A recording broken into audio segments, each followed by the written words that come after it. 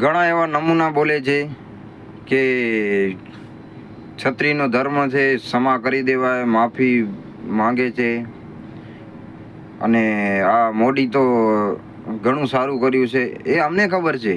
અમે જિંદગીમાં કોઈ દી કોંગ્રેસને વોટ નથી દીધું, મોદીને જ દીધું છે. પણ વાત જ્યારે માન સન્માનની આવે, બેન દીકરીની આવે, ત્યારે જો મર્દ માણસ હોય ને, છત્રીની વાત નથી કરતો, મર્દ માણસની વાત કરું છું. જે મર્દ માણસ હોય ને એ ક્ષમા આપે. તો શું તમે જે સલાહ આપનારો છો, તમે શું કરો?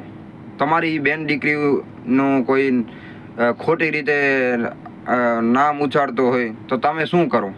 પહેલાં તમારી છાતી ઉપર હાથ રાખો અને પછી ચોદું બીજાને બનાવો.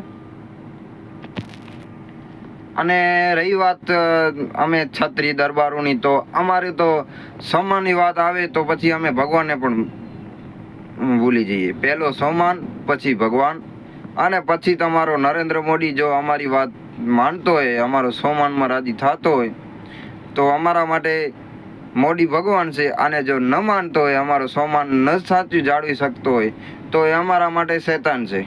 કોઈ મતલબ નથી એનો. અને વાત કરો છો તો સન્માન માટે અમે તો દરબારો કપાવતા આવ્યા છીએ અને હજી પણ કપાવવા તૈયાર છીએ. તમે નમૂનાઓ અમને સલાહ ન દો, તમે તમારું કામ કરો. અને જાજુ તો નથી કરતો, તમે તમારા બૈરા પાછળ છુપાવી જાઓ, તમારું કામ જ એ છે. બાકી અમને સલાહ ન દો. અમે ક્ષત્રિય પહેલાથી જ સન્માન માટે કપાતા આવ્યા છીએ અને કપાવશું.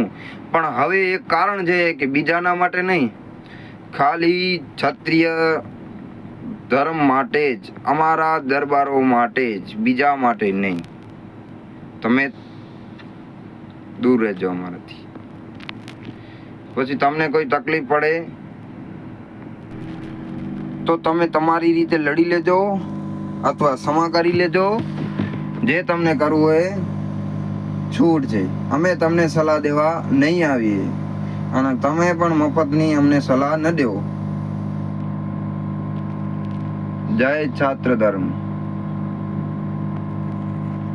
અને જેનું સન્માન જીવતું છે ને એ જ માણસ છે. બાકી જેનો માન સન્માન નથી ને, સન્માન નથી ને, એ મરી ગયેલો માણસ છે. એટલે જ અમે મરી જઈએ છીએ. પણ સન્માન કોઈ દી ખોયું નથી. એટલો તો આજે પણ અમને દુનિયા બાપ કહે છે. બાપ એટલે કહે છે કે અમે સન્માન ખાતર પોતાના પ્રાણ પર ત્યજ્યા છે. અમે તો ત્યજ્યા છે, અમારી માતાઓ બહેનો પણ પ્રાણ ત્યજ્યા છે. અને જોર કર્યા છે. તમે તો ખાલી જોર શું, તમે બાકસની સળી તમારા હાથમાં અડાવી જુઓ. આ તમને શું ખબર હોય તમારી મા બેન ક્યાં જોર કર્યા છે? તમે તો ખાલી તમારા હાથમાં બાકસની સળી તો અડાડી દો, તમને ખબર પડે કે જર શું છે. એટલે ખોટી ખોટી ટિપ્પણી નહીં કરવી. પહેલાં તમે ટ્રાય કરો, તમારા શરીરને થોડોક બાકસની સળી અડાવો, પછી તમને ખબર પડશે. પછી કહેજો, પછી ટિપ્પણી કરો, છૂટ છે.